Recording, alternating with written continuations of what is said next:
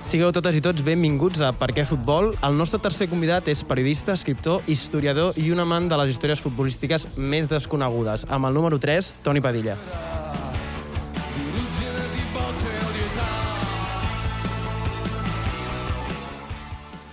Hola, Toni, benvingut als estudis d'aquí d'UPF Ràdio, aquí al costat de la redacció del Diari de Barcelona. El Toni Padilla el coneixereu per haver estat al cap d'esports del diari Ara, també per ser un dels fundadors de Marcador Internacional, per ser l'autor de llibres com Brasil 50, Retratos del Mundial del Maracanazo, Atlas de una pasión esférica o Atlas de los sueños olímpicos.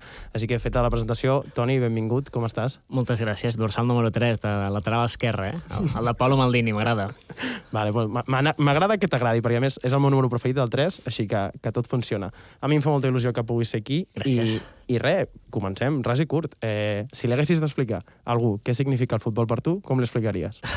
És un pilar fonamental de la meva vida, perquè al final m'hi dedico a nivell professional, per tant, doncs, arriba aquell moment en què es barreja la passió amb la feina, creant en ocasions una relació d'amor i odi en funció dels horaris de les notícies o de l'atenció que pugui provocar. I em sembla una matèria d'estudi des d'un punt de vista periodístic, o també com des d'un punt de vista d'història, apassionant, perquè sempre s'ha dit que és l'esport més popular arreu del planeta. És ben cert que costa molt trobar un racó del món on la gent no segueixi aquest esport. Hi ha esports que són molt populars a determinats continents, a determinades zones, però altres no en tenen ni idea. En canvi, el futbol sí que és molt global. Llavors, juntament amb la música, segurament és la passió més global, la passió que et permet crear ponts de comunicació amb persones de qualsevol altra cultura, qualsevol altra religió, qualsevol altre idioma per parlar-ne, i això doncs fa que sigui molt interessant perquè ens permet explicar d'alguna forma el món, no? Amb totes les seves coses bones i les seves coses dolentes. Llavors, a mi des de sempre m'ha apassionat i és un pilar fonamental de la meva vida. No, molt bona sacada inicial. La veritat que els tres convidats que hem portat de moment heu explicat coses molt interessants i et vull agafar primer per això que has dit de l'impacte social i la història. Fa un temps et vaig entrevistar i em parlaves de Hobsbawm, que ell deia que segurament l'esport o el futbol se'l podia mostrar com un indicador més de com funcionen les dinàmiques socials i tot això. Vull dir, estàs totalment d'acord, no, d'això? Sí. Hobsbawm segurament és un dels historiadors més importants del segle XX, perquè va canviar moltíssimes coses.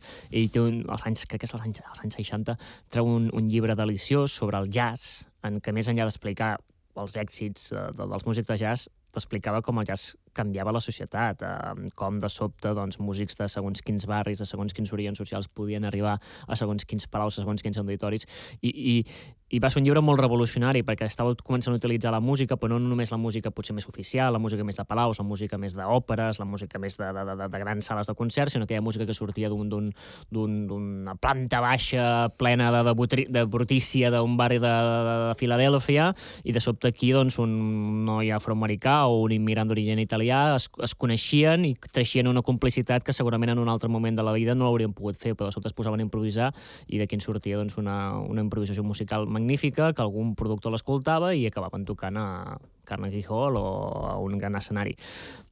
I aquell llibre va ser una gran revelació per a moltíssimes persones, perquè es van adonar que la història es podia explicar de diferents formes, en diferents direccions. Sempre la història l'han escrit els que guanyen.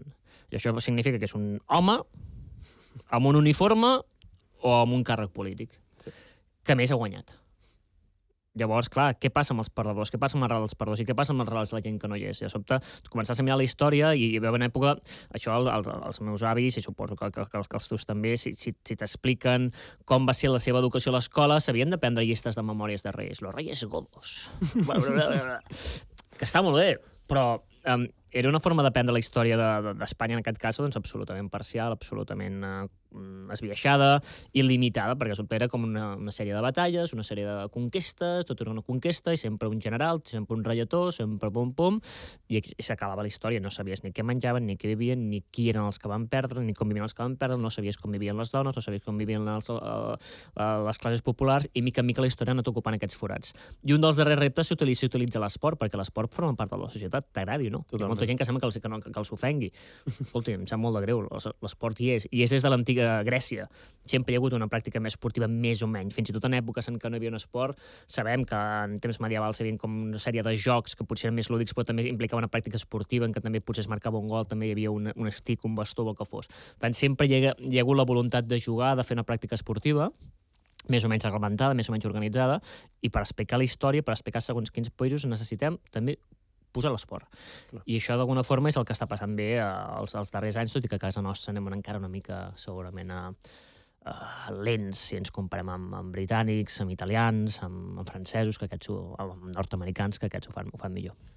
Mira, em va genial que hagis parlat de britànics, perquè et volia parlar d'una cosa que jo tinc la sensació que a dia d'avui només concebim els anglesos, o només els hi deixem que puguin ser ells, que és ser de clubs petits. I no ho dic com algú dolent, sinó com que a Londres tu siguis del Wimbledon i no siguis ni del Tottenham ni del Crystal Palace, és una cosa que pot ser totalment normal. Però aquí a Barcelona, a Catalunya, que tu no siguis del Barça o de l'Espanyol o del Madrid, per exemple, és com, bueno, inversemblant. Com pot ser d'un club petit? Tindràs un altre club, la gent del Girona, no? Sempre els dit, som del Barcelona i del Girona. O sigui, tenir un altre club aquí o tenir un club gran és el més normal. I aquí ser d'un club petit, és a dir, en el teu cas, Arlequinat, del Sabadell, és com algo inusual. Sí, som raravis, la ens mira com si fóssim experiments com un monstre mutant que surt d'una proveta i diuen, què t'ha passat? Quin secret amagues? Sobretot sospiten de nosaltres, és molt curiós, sempre que dius que ets el Sabadell, la gent sospita, vale, de quin equip més, o què amagues, o ho dius això per quedar bé, no? Quan més proves, en el meu cas, no puc donar, que és la meva gran fe. A mi el que ho fa més fins i tot potser dolorós és que no és només el cas dels britànics, és que mires altres països i és més habitual del que sembla que la gent sigui d'un equip petit. A Alemanya els camps de quarta divisió estan plens. La gent de Saarbrücken és del Saarbrücken, la gent de Wattenscheid és del Wattenscheid, la gent d'Uerdingen és de l'Uerdingen. És cert que quan es produeixen moviments migratoris, tant interns com externs, els grans clubs poden exercir de porta d'entrada i en totes les ciutats trobaràs molts aficionats al Bayern. És cert que trobaràs noves generacions que gràcies als videojocs o al fet de poder veure des de casa molts partits assumeixen que són d'un equip estranger i segurament doncs, hi ha molts joves berlinesos que s'han fet els darrers anys o del Chelsea, del Manchester United, o del Barça, o del Madrid, o de la Juventus.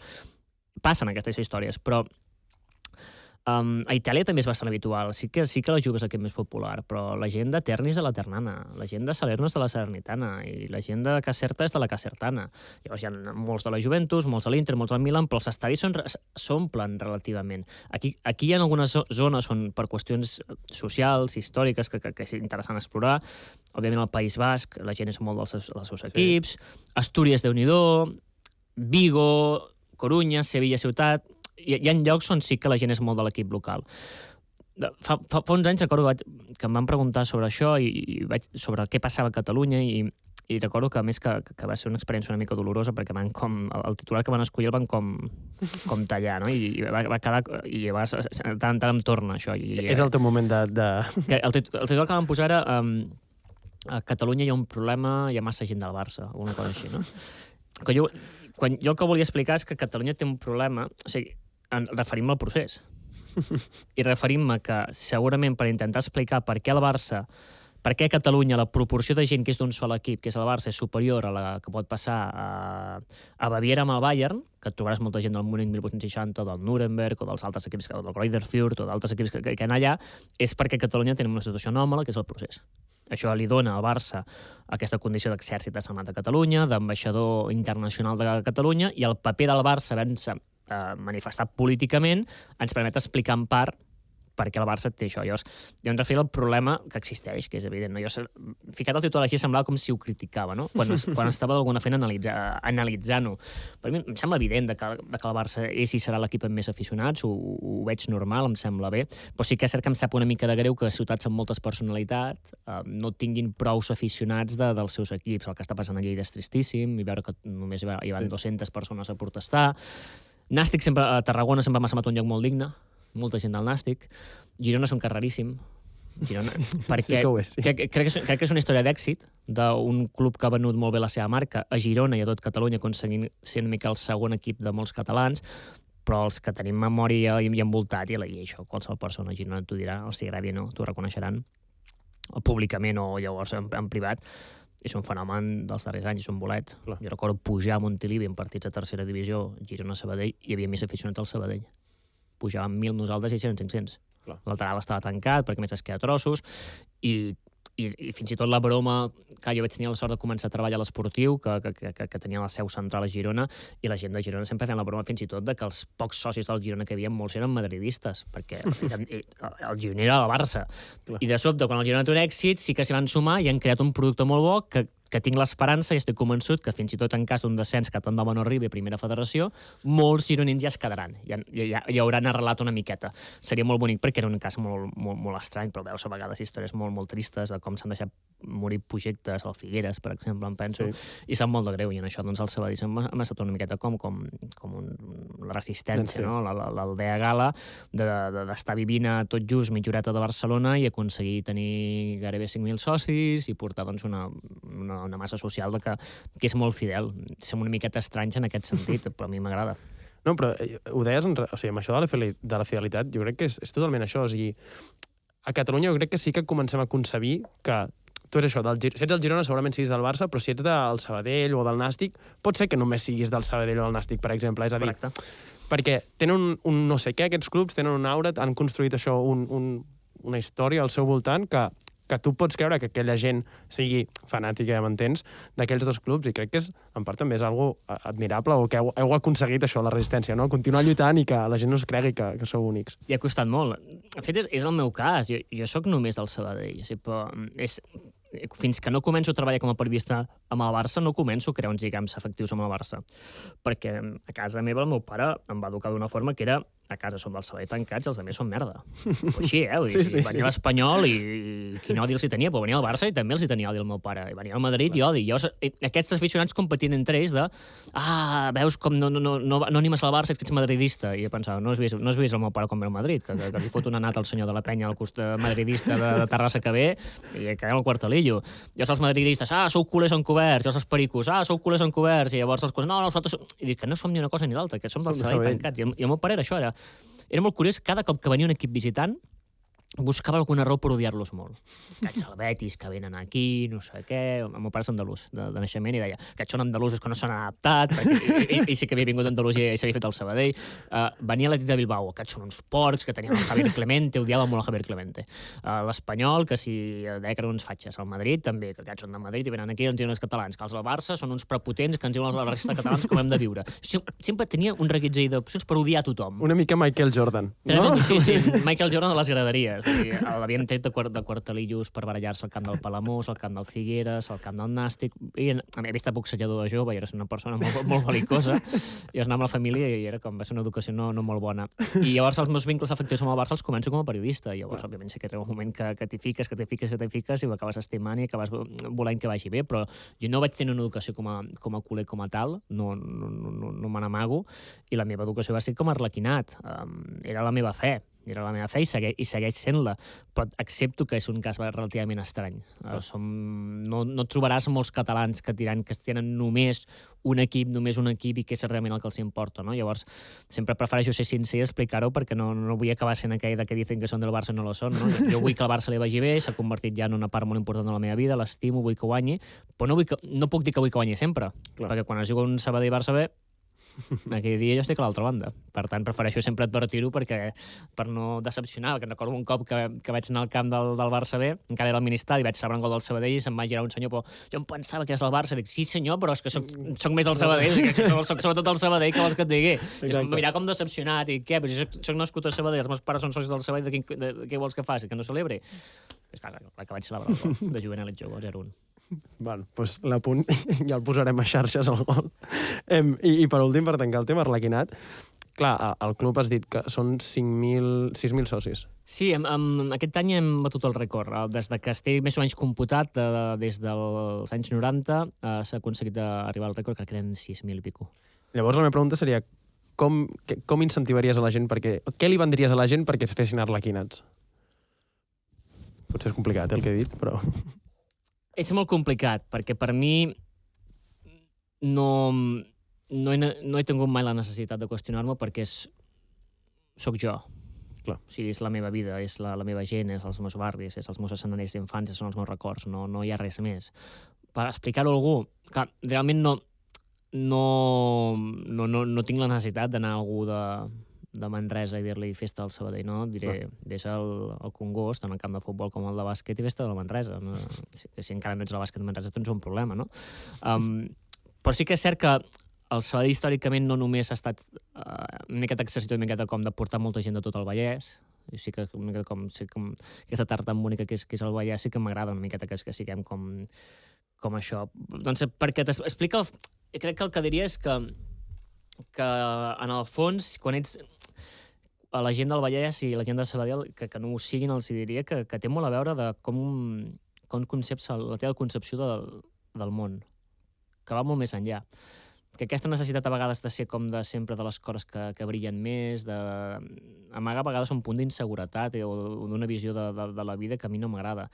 I això va molt lligat, per exemple, amb un fenomen molt bonic que està passant a Barcelona ciutat, que és que cada cop veus més gent jove que torna als camps de les viles i dels barris, i veus que hi ha molta gent jove que torna al camp de l'Europa, al camp del Sant Andreu, al camp del Júpiter, al camp de l'Horta, al camp dels Sants, a la Guineueta, que és un equip més jove però que arrossega molta gent, a la Monta... Sí. I fa uns anys aquests camps hi havia 4 avis, semblant que moririen, i sobte gent que torna. I veus que són joves que en molts casos també tenen una idea de quina ciutat voldrien. I defensen uns barris, unes viles, en què els agradaria que no els fotessin fora dels seus pisos, poder-se quedar a viure i que no hi fotin un pis turístic. Clar. I que encaixa en un concepte de ciutat, en un concepte de territori, en un concepte de comunitat. I això és el que els diria. En el cas de Sabadell és el mateix, és un concepte de comunitat. El club, que és aquest concepte britànic, que és el lloc del Community Club, i llavors també diria que t'ensenya uns valors. A vegades, quan ets un equip molt gran, és com viure en una fantasia, és com viure perpètuament borratxo, però al moment de la borratxera dolç, quan amb el puntillo bo, no quan tens la ressaca de vomitar pels racons. Aquell moment del puntillo, que és tan xulo, quan ets un equip gran, vius en això perquè, clar, els teus problemes és ens han eliminat els quarts de final de la Champions. Ja, doncs ets l'únic equip que ha jugat cada any a Europa. Sí. Aquests són els problemes del primer món. Quin problema, clar, és problema de Bill Gates, en el fons, si ho analitzes, si et compares amb la resta de clubs, no? Per tant, a vegades jo crec que als clubs grans els costa valorar això. Sens dubte. Et munten uns drames.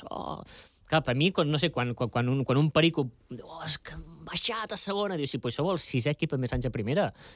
T'ho canviaria amb sang. Clar, jo he vist el meu equip a primera, a segona B, a tercera i ara a primera federació. L'he vist a 5 categories diferents. L'he vist a tercera. L'he vist perdre el camp de l'Amposta 2-0, el camp de la Repitenca 3-1. L'he vist perdre el Narcís Sala 7-0 contra el Sant Andreu a segona B, que va ser molt dolorós allò. 6-0 al camp de la Gramenet, 6-2 al camp de l'Elx. M'he menjat unes derrotes humiliants.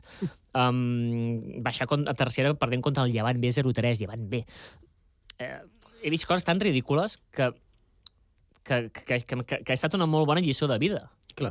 Llavors, quan ets un equip així, no enganya. És una lliçó que et prepara per les derrotes, que et prepara pel món, que t'ensenya moltíssimes coses, i que et dona un punt de fidelitat molt bonic. Per mi l'aficionat bo, si algun dia passa, que no passarà i que no vull que passi, però imaginem que és un drama. Imaginem que Josep Maria Bartomeu s'hagués quedat. Aquest tio era capaç d'enviar el Barça a segona. Sí. Ho hauria pogut fer? Tranquil·lament. Imaginem que el Barça hagués baixat a segona. No, ja estic patint. Els bons són els que s'haurien quedat. I tant, sens dubte. Els que haurien estipat el carnet, els que no haurien anat, tenen tot el meu menyspreu més gran. I a tots els clubs els tenen. Sí, tant. Els que es van quedar quan l'Atlètic de Madrid va baixar a segona, els que es van quedar quan el València va baixar a segona als anys 80, els que es van quedar quan la Real Societat va baixar a segona, els que es queden quan el Sabadell baixa de categoria, els que es queden quan el Nàstic baixa de categoria, els que s'han quedat amb el Girona baixant de primera a segona, aquests són els que tenen el meu amor. Els que decideixen que canvien es busquen un altre cop o desconnecten, ho sento, no és la meva gent i no és la meva forma d'entendre el futbol.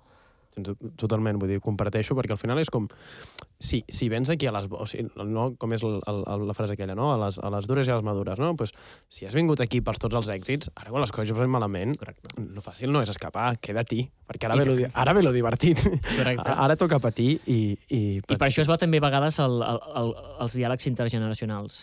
Perquè el Barça ho ha fet tan bé els darrers anys que hi ha una generació que realment només ha vist èxits. I ara és bo també que parlin amb els seus avis i que els avis et diguin jo he vist el Mets guanyant-nos 1-4 aquí a la Recopa, jo he vist aquí anys d'ús. I recordar que les crisis són cícliques i que aquesta és molt dura però que no és la primera ni l'última de la història del Barça. Doncs sí. Expliqueu ja la baixa passió del Toni, que ha estat espectacular. Fem un viatge en el temps i obrim el baúl dels records.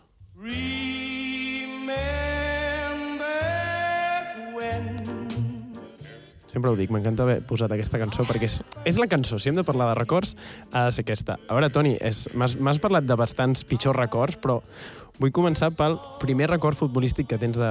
Bueno, sí, el primer record futbolístic que entenc que serà del Sabadell, però el primer record futbolístic. Sí, el primer és un ascens al Sabadell, quan jo era un nen molt petit i el Sabadell a l'última jornada havia de guanyar el camp del Binèfar, un equip d'Aragonès, per pujar a segona. El nostre rival era l'Alavés. L'Alavés també estava a segona B. I l'Alavés jugava en un altre camp. I jo era un nen molt petit i es va muntar una caravana, crec que van anar-hi, no sé, 8.000 aficionats al Sabadell, tots cap allà. I el meu pare ens va fotre el cotxe. I tinc records, les banderes, les àrees de servei, aquelles anys 80, amb els cassets amb Manolo Escobar i embotits penjant, una cosa molt... I era, clar, el fet de tanta gent movent-se era com una experiència molt salvatge. I vam guanyar 3-4 i vam pujar.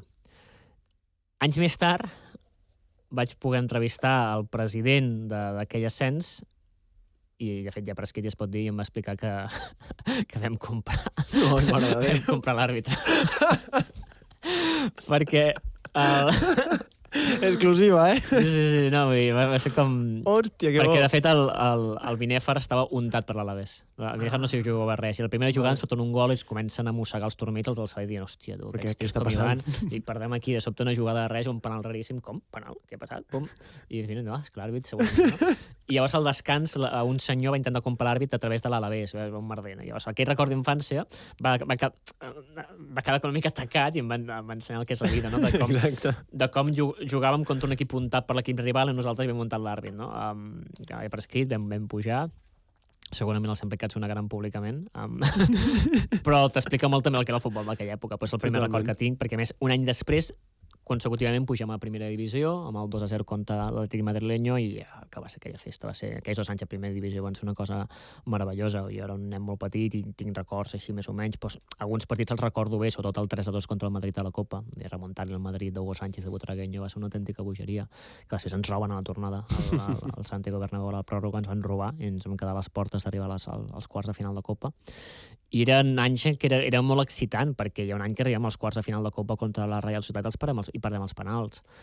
Podíem haver arribat a les semifinals, tenim un equip que li plantava cara als grans, vull dir, no en tinc un record molt clar, però recordo que l'any que baixem empatem al Camp Nou 0-0. I òbviament tota la família hi anem. Sé que és un partit que mereixem perdre 5-0 perquè vam fer un pal al darrer minut nosaltres. Sé que ja pilot arriba a entrar, imagina't, hauríem guanyat al Camp Nou. Vull dir, aquests records com a nen em van marcar molt. I més que els partits, tinc els records d'imatges concretes, no? El meu pare intentant parar els jugadors a la sortida del camp, perquè sortien pel mig dels aficionats, perquè em signessin un autògraf. A aquella època, clar, ja començo a tenir una edat, era molt difícil aconseguir una samarreta, no hi havia botigues oficials. Clar. Passava també amb gent del Barça, llavors era molt habitual que les teves àvies et confeccionaven la teva samarreta pels nens. No hi havia samarreta. Llavors la meva la va cosir la meva àvia. Aquella samarreta cosida, que encara la tinc, és segurament el tresor més preuat que tinc, i passa el mateix amb molts aficionats del Barça o de l'Espanyol que tenen aquelles samarretes de llana gairebé, d'un cotó molt tupit, que els hi va fer la seva mare, la seva tieta, algú, i és com un tresor o les bufandes de llana aquestes, no? Un dels meus millors amics encara va al camp amb una bufanda que l'ha anat heretant de generacions, que és d'aquestes que la veus de llana tupi, perquè és la que li va fer la seva àvia, i això em sembla molt més bonic que el marxandatge actual. És que, a més, com has de canviar... O sigui, havent passat tots aquests records, com has de canviar de club? És que és impossible, és a dir, perquè parlaves de l'excitació, és a dir, quan tu ets tan petit o t'estàs formant com a persona i et passa tot això, com vols deixar-ho? Com vols deixar aquesta droga? És com, no podré canviar mai. Clar, abans dèiem això, clar, o sigui, els aficionats del Sabadell hem viscut ascensos a primera, segona, els del Nàstic també, i en el fons és cert que per demanar a la gent que doni suport a un club local, si no els hi dones de tanta no alegria és molt complicat. Llavors pots entendre que en alguns casos la gent pugui acabar desertant, perquè al final també hi ha una tendència molt moderna que és que cada cop més sembla com que tot és extrem i si no guanyes és un fracàs, i si no passa fins i tot amb un esport deliciós que segueixo, que també m'agrada molt, que és el bàsquet. A vegades hi ha molta gent que menysté el bàsquet que es juga aquí a casa nostra, perquè ha de ser tot ha de ser el màxim. Aquí si no és Champions, si no és NBA, si no és Super Bowl, tot l'altre ja és merda, no? a mi em sembla merda aquesta actitud de la vida. És patètica. Aquesta necessitat de penjar-se medalles. És com la gent que no visitarà mai el cinema per veure una pel·lícula feta a casa nostra, però, clar, no saben de memòria totes les coses de Hollywood i totes les americanades. A mi això em cansa molt, no? Perquè de sobte, no sé, tens un jugador local que t'arriba a la NBA i és com si sembla que és un bolet. Doncs no, d'algun lloc haurà vingut, per algunes pistes haurà passat, algun bàsquet formatiu haurà tingut, potser que valorem també més el que és això. A vegades crec que tinc la sensació que valorem a vegades, ara era una tendència de tot l'engròs, no? Tot ha de ser el màxim, no? I bé, jo no és la meva percepció de l'esport ni de la vida, però bé. Sí, això el capitalisme agressiu té aquestes coses. Exacte. Passem al pitjor record. Ara explica'm... En tinc molts. En tinc molts descensos. Sí, però n'hi haurà un, sobretot. Quin et vaig dir? Em vas dir el del 88. La primera. Aquest, de fet, tinc un... Baixem, darrera jornada a Sant Mamés. Perdem 2-0. 2 gols de Manu Sarabia, pare d'Eider Sarabia, que jugava el seu darrer partit amb l'Atlètic Club, a marxar al Logroñés. I o sigui, es volia acomiadar i va ser l'únic jugador de l'Atlètic que va posar ganes. Jo crec que els altres, si perdien, els era igual. Vam pujar... Hi havia mig estadi de Sabadell. Plovia.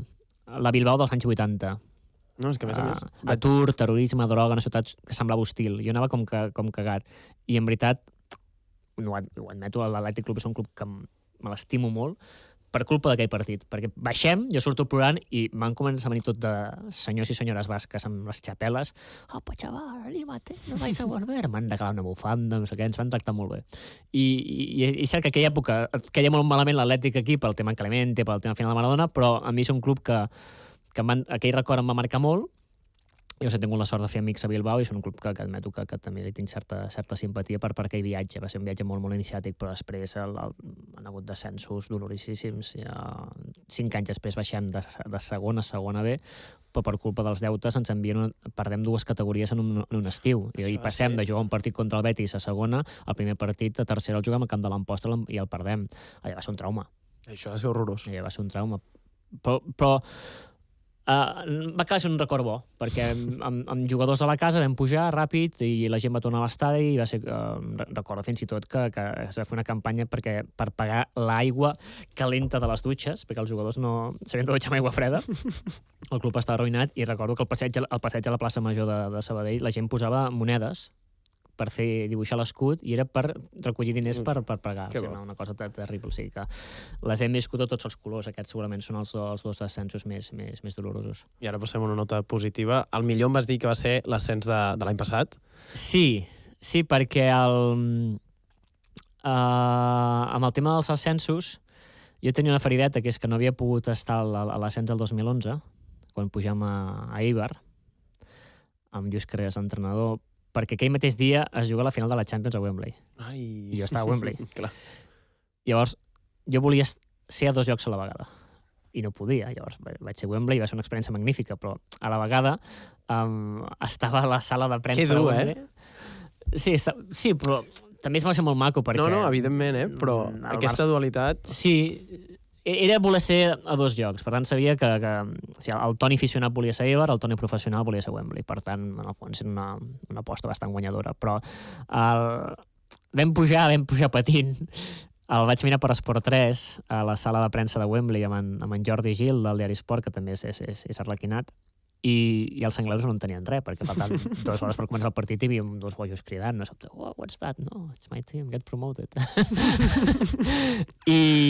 Però va ser una espineta de merda, no hi era, perquè realment portàvem molts anys a segona B, sí que havíem viscut un altre ascens, però hi ha un any que baixem a tercera i tornem a pujar, pugem a Mieres, i allà sí que hi vaig ser aquell partit contra el Caudal, però va ser com una cosa molt diferent, perquè l'anada vam guanyar allà 4-0, per tant la tornada era com molt... O sigui, l'ascens, en els darrers 20 anys l'ascens bo me l'havia perdut.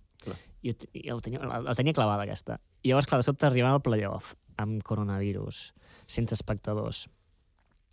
El primer partit, quarts de final contra l'Atlètic de Madrid B, que ens empaten al minut 90, anem a penals i guanyem. Me'l perdo, perquè jo estava treballant. Llavors ja dic, hòstia, em vaig embogir i dic, haig d'anar com sigui. I dic, bueno, intentaré acreditar-me. Em vaig acreditar, me'n van donar acreditació i vaig baixar per la semifinal que es jugava a Màlaga contra la Cultural Leonesa, que Cultural Leonesa té darrere Qatar, té Spire, tenia un equiparro. Sí. També anem guanyant, ens empaten a la pròrroga ens marquen el 2-1 i nosaltres empatem al minut 120. Anem a penals, ells tenen un penal que si el marquen guanyen, el pare i en Macall, i acabem guanyant. Vaja, embogit. I passem la final contra el Barça B, a Marbella, estadi 8. Sí. I la sort de ser-hi, remuntant a un partit que juguem molt millor, Sí. que és cert que hi ha un penal a favor del Barça B que no es xiula, és cert, També. però també hi ha un penal a Aaron Rey a la primera part que no es xiula i que això molta gent oblida. I vaig embogir. Amb la celebració, i clar, l'estadi estava buit, jo estava al costat de la llotja i ara estava a 2 metres de Josep Maria Bartomeu. Vaig embogir, espero, no sé si em va veure o no em va veure, però vaig sortir cridant com un boig i vaig ser molt feliç aquell dia. Perquè era, després del coronavirus, a ser un estadi amb un projecte que hi crec molt, que és cert que aquest any no va bé, però molta gent de la Castellans del club és gent que crec que sí com treballa i que ho estan intentant fer molt bé, que han aconseguit sobretot garantir un futur pel club, que a vegades la gent els jutja perquè quan volem que es guanyi tothom vol més, però que cal entendre que fins fa poc encara el que han estat fent és garantir el futur del club retornant deutes, sanejant l'economia i aixecant de nou el futbol base, que el tenim molt bé, amb un juvenil que pinta molt bé. Que, per tant, han pensat més en llarg termini que no en curt termini. Crec molt en aquesta gent, passi el que passi aquesta temporada, sé l'amor que hi han posat, sé els diners que hi han invertit, i si allà, a més, hi havia un grup de 3-4 amics que un amb entrades de la Catalana, un com a periodista, un amb la directiva, hi érem, i poder viure-ho va ser molt bonic. Érem 4 amics que són molt amics que vam poder ser dins el camp, a fora ens esperaven les nostres respectives parelles, que per cos de la vida doncs, només una és sabadellenca, les altres són d'altres llocs, i han acabat acceptant la nostra bogeria i estaven elles a un bar de Marbella esperant-nos, i veure lo contentes que estaven, perquè sabien lo contents que estàvem, és un dels records més bonics que tinc. Vaig ser molt, molt, molt feliç aquell dia. Va durar només un any, l'experiència segona, però com sempre tornarem tard o d'hora. Segur, i és el que has dit, si hi ha projecte, segur que tornareu. De veritat que aquesta experiència, que com ho has anat explicant, és molt difícil no somriure, perquè per com ho expliques, per com ho has viscut, és... Jo si tingués un fill, li posaria Néstor per Néstor Querol, que marca el gol del triomf, el Nestoret, com me l'estimo. Doncs, Toni, moltes gràcies pel teu temps, moltes gràcies per haver estat aquí explicant la teva passió. T'ho has passat bé, no? Sí, molt. Ara espera. No sé si la gent que ens escoltarà dirà que pesats els del Sabadell. Sí, són molt pesats els del Sabadell. Clar que molt, sí. I què? Clar que sí, que n'aprenguin a Terrassa. Aquí venim a això. No, perdó de res. Aquí venim a reivindicar les nostres baixes passions. O sigui, per mi, ja t'ho dic, ha estat un autèntic plaer. És hora de posar punt i final, ja sense la cançó de fons. Però, bueno, també és el vostre moment doncs, de respondre a les 4 preguntes que hem fet al Toni, i ho podeu fer doncs, a Twitter i a Instagram, que som @parquefutbol. Ens podeu trobar a YouTube, a iVoox, a Spotify, a Apple Podcast i també a les xarxes del Diari de Barcelona. Gràcies al Toni per venir, gràcies a la Gemma, la nostra tècnica d'avui, i sobretot el que dèiem, estimeu a les vostres baixes passions, de veritat, estimeu-les. Que vagi bé, adeu.